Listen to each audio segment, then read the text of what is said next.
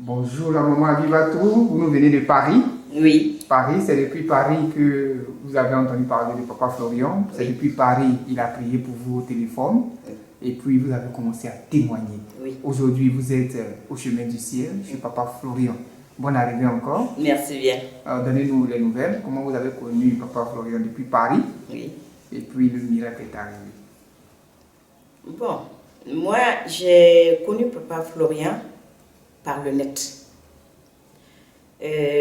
Moi déjà je suis une musulmane convertie. Une musulmane convertie, hein? Oui. Alors j'étais dans une église où j'ai passé presque 12 ans là-bas. Et j'étais même devenue ouvrière, je servais Dieu. Bon, pour en arriver là, il faut quand même faire un grand pas parce qu'il faut être délivré, oui. Il faut connaître la parole, il faut avoir le Saint-Esprit, oui, pour servir le Seigneur. Oui.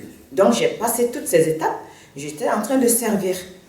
Et tout d'un coup, voilà une autre maladie qui est revenue sur moi. J'étais déjà en tenue, je n'ai pas compris ça.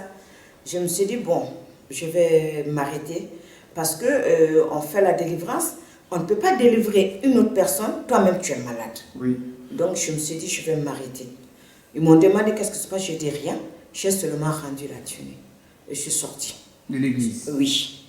Et je suis allée, j'ai fait le tour de certaines églises à Paris.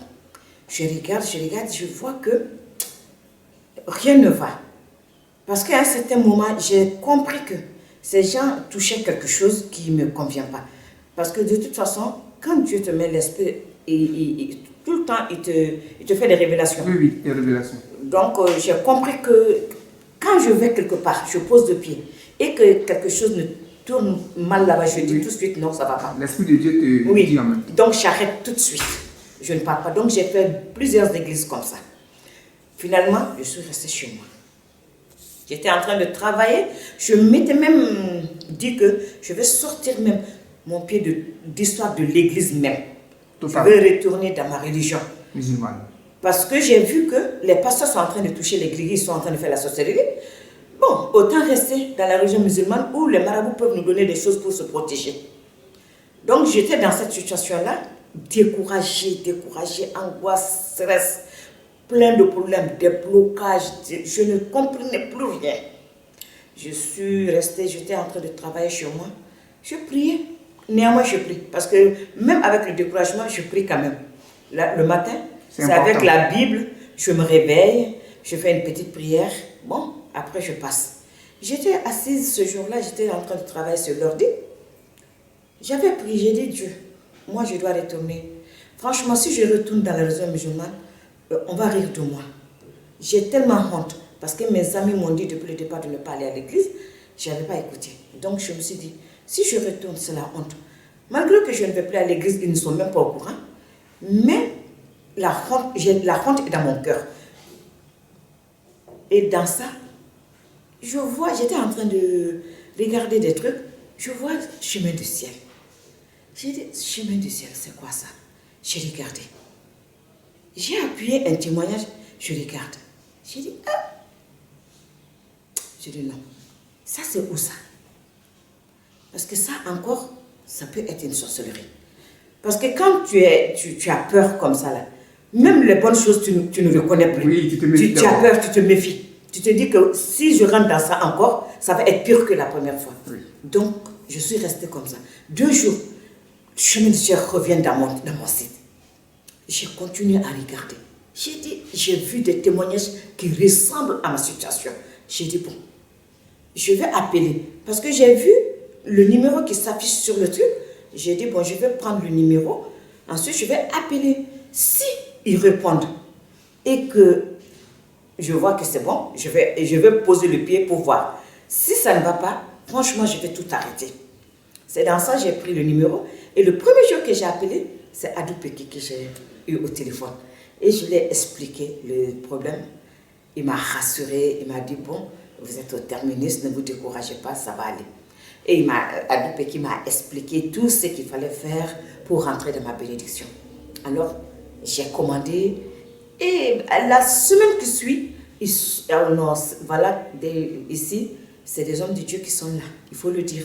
Parce que la semaine qui suit, tellement est diligente les choses, mes produits sont arrivés. J'ai aspergé ma maison. J'ai commencé les purges. Je pleurais pour une maladie qui a fait des années sur moi. Combien d'années comme ça? La maladie là, les médecins ont dit que c'est les injections que j'ai fait en Afrique qui ont fait des dégâts dans les fesses et que les os des fesses là étaient cramés et les fesses étaient pourries. Mais on ne pouvait pas m'opérer parce que si on m'opère, je vais rester dans un fauteuil roulant. Donc, vu que j'avais trop de problèmes, j'avais de l'arthrose, j'avais des problèmes articulaires, tout ça, tout était mélangé. Du coup, eux-mêmes, ils avaient peur. Donc, ils m'ont dit de supporter comme ça.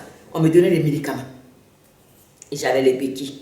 Souvent, je ne peux pas marcher parce que les endroits qui sont pourris et les os qui sont cramés étaient en train d'agir sur les muscles et les nerfs. Oui. Donc, du coup, tout était mélangé. J'ai mal, je ne peux pas dormir. Même un simple sac à main, quand ça touche mes fesses, je ne peux pas. Donc, je prends les sacs à main comme ça. Je ne peux pas, ça ne peut pas toucher. Mes mains, si je me lave, je fais doucement. À l'intérieur, ça chauffe comme s'il y a du feu. Je sens quelque chose qui circule dans mes fesses. Je sais que c'est du pu. Quand ça commence à circuler là, je tape comme ça mes fesses. Et quand j'ai fait ça, je pleure la nuit, je pleure. Je ne peux pas dormir. La douleur. Un jour, je suis couchée comme ça, je pleure. J'ai dit, Dieu de Papa Florien, viens à mon secours. Moi, j'ai mal. Je suis restée dans ça jusque dans les environs de minuit. Je me suis assoupie et j'ai dormi. Un instant, je vois un homme au chevet de mon lit, en soutane blanche, comme les médecins, accompagné de 2 hommes. L'un, c'était Adoupeki, et l'autre, je ne connaissais pas. Mais je vois le jeune, il prêchait, mais je ne le connaissais pas. Fulgence. Voilà, c'était Fulgence, alors je l'ai connu l'autre jour seulement. C'est Fulgence. Il m'a dit, ma fille, tu pleures. Qu'est-ce que tu fais mal? Où que ça te fait mal? Je me suis retournée et je l'ai montré. J'ai dit c'est les 2 côtés. Mais ce côté-là me fait plus mal que l'autre. Quand papa a voulu seulement regarder comme les médecins font, ils regardent d'abord pour voir ce qui se passe. Il voulait me mettre sa main, j'ai attrapé sa main. Il a dit à Adou et à Fulgence, il faut l'attraper parce qu'on ne peut pas la toucher. Elle a trop mal. Alors Adou était arrêté du côté de ma tête. Et Fulgence est arrêtée du côté des pieds. Fulgence a pris mes 2 pieds. Adou a pris mes 2 mains. Papa a fait une opération. Moi, je n'ai pas vu d'instrument, mais quand même, il a ouvert où il y avait la plaie qui avait le pu et tout ça. Il a enlevé le pu. Il a enlevé la chair morte qui était devenue noire comme ça. Il a montré à Adoupeki. Moi, j'ai vu ce qu'il a montré. Il a montré à l'autre. Il a dit, vous voyez, ce qui était dans ses fesses, elle souffrait. Tant qu'il y avait ça, elle ne peut pas avoir la paix. Il a enlevé. Et j'ai vu, comme si c'était une compresse blanche, mais je ne sais pas. Mais la chose, quand il a déposé là où il a enlevé tout ça là, il a déposé là-bas, ça s'est refroidi comme si c'était au frigidaire. J'ai dormi plus que je dormais avant. D'habitude, je me réveillais à 6 heures. Ce jour-là, je me suis réveillée à 8 heures du matin. Et quand je me suis réveillée, je ne sens plus la douleur. J'ai dit, mais moi j'ai rêvé, j'ai vu quelqu'un qui est venu me soigner. Mais c'était Papa Florian, parce que même si je ne l'avais pas vu physiquement, mais je le vois prêcher. Oui. J'ai dit, mais non, ça c'est pas possible. Ça c'est impossible. Je vais attendre 1 semaine pour voir la réalité, avant de dire quoi que ce soit. J'ai attendu la semaine entière, rien ne se produit. Il n'y a plus de douleur. Je prends les fesses là, je fais comme ça. J'ai dit, mais je suis guérie. Le monsieur est venu me guérir. C'est en ce moment que j'ai appelé Adoupeki et que j'ai témoigné. Voilà, c'est en songe. En songe. C'est en songe que la guérison s'est effectuée. Il faut rappeler que tellement la douleur était intense, vous marchez avec des béquilles. Béquilles. Aujourd'hui. Non, les béquilles là sont là-bas. Là. J'étais dans mon KGB là-bas. Aujourd'hui, vous êtes bien portant. Je suis bien portante. Plus de béquilles. Non, plus de béquilles. Vous pouvez marcher, même les gens vont voir. Ah oui. Il n'y a plus rien. Je marche, mais je ne pleure plus de douleur. C'est fini ça. C'est fini. Oui. La guérison a pris combien de temps, le temps de connaître Papa Florian? Ça a pris combien de temps? Alors que vous souffrez, ça fait combien de temps vous souffrez? Je souffre plus de 15 ans. 15 ans de souffrance. Plus de 15 ans de souffrance. Je peux dire même 20 ans que cette souffrance est là. Mais ça s'empirait de jour en jour. Ça s'empirait de jour en jour. Moi, j'ai connu Papa Florian, on m'a envoyé les éléments. Au bout d'une semaine, la guérison était là. Une semaine, au bout d'une semaine, la guérison était là. Alors que vous avez fait 15 ans de souffrance. 20 ans. 20 ans, vous êtes dans un pays développé où la médecine a dit on ne peut plus. On ne peut plus rien faire, on ne peut pas vous toucher parce que vous risquez d'être dans un fauteuil roulant. On va vous faire plus de mal que maintenant. Donc, on me dit de supporter cette douleur-là et de prendre les médicaments. Alors que cette douleur était atroce. Oh là là là là là là là. Je dis, on a l'impression qu'il y a du feu dans mes fesses. Ça brûle, ça brûle, ça brûle. Non, c'était horrible. J'ai seulement dit que mais vous ne comprenez même pas de quoi je souffre. Parce que si vous me dites de rester comme ça toute ma vie là, moi je préfère rester dans le fauteuil roulant, mais qu'on m'arrache quand même la douleur. Les médecins ont dit non. On va revenir un peu sur un aspect de votre témoignage. Vous avez dit que vous étiez musulmane, pratiquant. Oui. Vous êtes sorti de l'église. De la mosquée, vous êtes allé servir Dieu à l'église. Mais qu'est-ce qui vous a plus ou moins découragé au niveau de l'église? On va revenir un peu. Ce qui m'a découragé, parce que moi je ne peux pas comprendre que depuis que je suis investie dans l'église, je fais tout, que moi-même ma vie ne change pas. Ça ne change pas? Ça ne change pas. Ma vie ne change pas. J'ai toujours des problèmes, toujours des problèmes.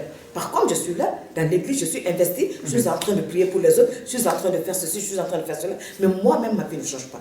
Ça m'a découragé à un certain moment. Et vous êtes passé d'église en église, c'était la même chose, vous ne sentez pas cet esprit de Dieu là? Il n'y avait pas l'esprit de Dieu. Quand je rentre quelque part, il n'y a pas l'esprit de Dieu, je connais. Vous connaissez parce que vous avez ce don là? J'ai ce don là. Mais la différence ici, c'est quoi? La différence, parce que je me suis dit que, à un certain moment, pourquoi j'ai eu le courage de commander? Parce que je me suis dit que tous ceux qui sont en train de témoigner, si le monsieur était un sorcier, pourquoi il n'a pas mangé ces gens-là? Donc c'est pourquoi ça va être moi qui vais manger. Donc il y a Dieu dans ce truc-là. J'ai dit, Dieu, si vraiment tu es là, parle-moi. Parle-moi. Et dans mon cœur, j'ai été convaincue que Dieu est là. Dieu est là. Donc je me suis dit que, voilà, c'est ici que je cherchais. Mais quel que soit, j'ai dit à Dieu, quelle que soit la situation, si encore, moi je demande encore, si vraiment, c'est toi qui opères à ce tombe-là, tu vas faire en sorte que je sois là-bas, physiquement. Je ne veux pas me limiter au téléphone, mais je vais être là-bas physiquement. Et aujourd'hui, vous êtes... Aujourd'hui, c'est ma fille qui m'a pris le billet d'avion. Alléluia. Amen. Amen. Gloire au Seigneur. Voilà. C'est un songe, Dieu vous a guéri. Au travers de son serviteur, Papa Florian. Et il m'a béni avec un billet d'avion que ma fille m'a payé. Moi, je n'ai pas payé le billet d'avion. En venant ici, j'ai payé le billet d'avion qui m'a fait venir de la France. C'est ma fille qui me l'a payé. Gloire au Seigneur. Oui. Donc, au vu de tout ça, qu'est-ce que vous pouvez dire pour le mot de la fin? Je veux seulement... Parce que vous avez fait la mosquée, vous avez fait l'église, donc vous êtes mieux placé pour porter un jugement. Oui, parce que je veux dire aux uns et aux autres, le maraboutage, ça va nulle part. Le maraboutage est éphémère. Il ne travaille pas avec Dieu, il travaille avec le nom de Dieu, avec les démons. Avec les démons. Parce que c'est avec les démons qu'ils ont tout le pouvoir qu'ils ont. Alors qu'avec le Dieu de Papa Florian, c'est le Dieu de Papa Florian qui opère lui-même. Donc, moi, j'interpelle les frères et sœurs d'arrêter les maraboutages. Parce qu'il y en a que moi-même j'ai vu qui sont dans l'église et qui continuent à aller chez les marabouts. Il faut arrêter les marabouts. Parce que les marabouts vont vous créer des problèmes. Aujourd'hui, c'est un problème qu'ils vont résoudre. Demain, c'est un autre grand problème qui va venir. Parce qu'ils travaillent avec les esprits. Voilà, avec les esprits. Tous les jours, ils vont vous dire, il faut tuer un mouton. Quand ce mouton va finir, on a commencé par poulet, c'est mouton. Après mouton, c'est bœuf. Après bœuf, c'est or. Après or, c'est trop de soucis. Il faut arrêter avec les marabouts. Les marabouts ne peuvent pas résoudre les problèmes. J'appelle à tout le monde à arrêter les marabouts. Venez au Dieu de Papa Florian qui, en un laps de temps, va régler votre problème. Gloire au Seigneur. Merci d'être venu. Mais- Depuis Paris, vous êtes déplacé Oui. pour rendre ce témoignage. Oui. Gloire à Dieu. Merci bien. Merci à vous. Merci à toute l'équipe du Chemin du Ciel. Que Dieu vous bénisse abondamment. Amen. Vous allez vous lever pour marcher un peu, pour voir, voilà. Vous êtes effectivement guéri. Oui. Voilà, la maman. Elle marche. Voilà. Gloire au Seigneur. Voilà. Marchez aussi vite maintenant. Ben oui. Pour montrer à tout le monde. Ben oui. Voilà.